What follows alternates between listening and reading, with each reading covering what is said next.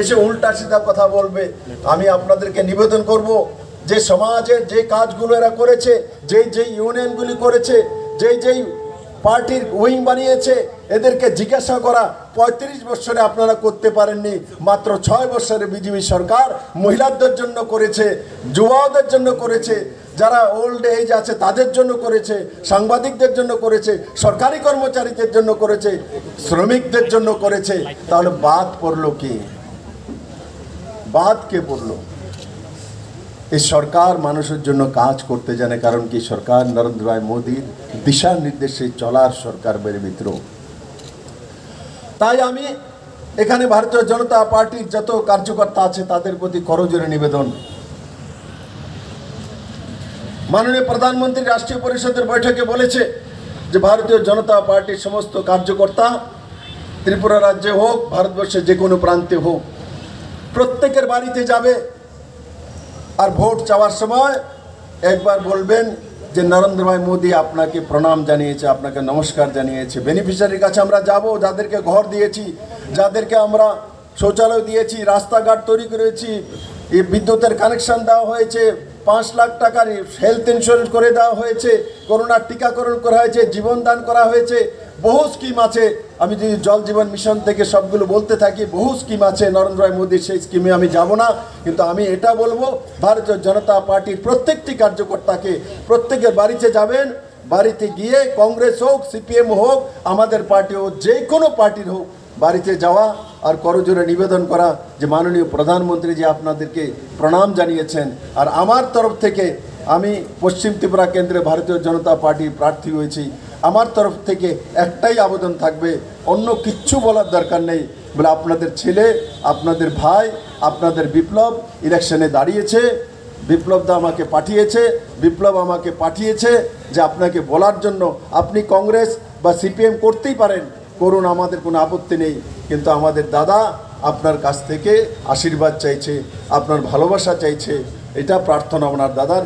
এই প্রার্থনাটুকু আমার ভারতীয় জনতা পার্টির সমস্ত কার্যকর্তারা যখন ঘরে ঘরে বুথ ওয়াইজ যাবেন, শুধু এই দুইটা কথা বলে আসা, জোর করে কারোর ভোট আমার দরকার নেই। আপনি আজকে যেমন দেখুন, এখানে সিপিএম ছেড়ে আমাদের কাছে চলে এসছে, দুনিয়া চলে আসবে। আপনি একবার গিয়ে বলবেন যে মোদিজি নমস্কার পাঠিয়েছে, আর আপনার ভাই আপনার কাছে আশীর্বাদ চায়। ভোট আপনার মনের ইচ্ছা মতো দিন, কিন্তু আশীর্বাদটুকু বিপ্লবকে দিন। এই কথা বললেই দেখবেন যে আপনি ত্রিপুরা রাজ্যের যে চিত্রই পরিবর্তিত হয়ে যাবে।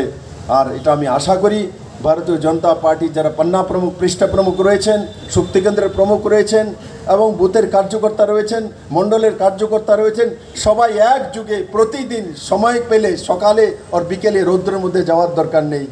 আপনারা টিম তৈরি করে করে মানুষের বাড়িতে যাবেন। কাউকে সিপিএম কংগ্রেস যারা করেছে কাউকে টিটকারি দেওয়ার দরকার নেই, কারোর সঙ্গে খারাপ ব্যবহার করার দরকার নেই। শুধু বলবেন দাদা আপনাদের কাছ থেকে আশীর্বাদ চায়, আপনাদের ভালোবাসা চায়। আমি ত্রিপুরা রাজ্যে 4 বছর 2 মাস মুখ্যমন্ত্রী হিসেবে কাজ করেছি, এখন মানিকবাবু মুখ্যমন্ত্রী হিসেবে কাজ করছেন। আমাদের কাজের নিরিখে মূল্যায়ন করা হোক। বিপ্লব দেব যদি কাজ করেছে, ত্রিপুরার মানুষ যদি ভালোবাসে, তবেই বিপ্লব দেবকে ভোট দেবে। জোর করে বিপ্লব দেব ত্রিপুরা রাজ্য থেকে 1 ভোটও নেবে না, 1 ভোটও চাইবে না। বন্ধুরা, যদি কেউ ভাবে যে বিপ্লবদা কাজ করেছে, বিপ্লবদার দরকার আছে, তাহলে আমাকে ভোট দিক। আর যদি মনে করে আমার দরকার নেই, আমাকে ভোট দেওয়ার দরকার নেই। বন্ধুরা, জোর করে ভোট ভারতীয় জনতা পার্টির কার্যকর্তারা নেয় না। আমি আশা করি এই কথাগুলো আমার প্রত্যেকটি কার্যকর্তা যখন প্রত্যেককে বাড়িতে গিয়ে বলবে, সিপিএম কংগ্রেস জল মত ধর্ম নির্বিশেষে সবাই মোদিকেই ভোট দেবে, এটা আমার পূর্ণ বিশ্বাস। আমি বরজলাকে চিনি। বরজলা মানে বড় জলাশয়, আর বড় জলাশয়ের মধ্যে সবাই আসতে পারে, সবাই স্নান করতে পারে, সবাই শুদ্ধ হতে পারে।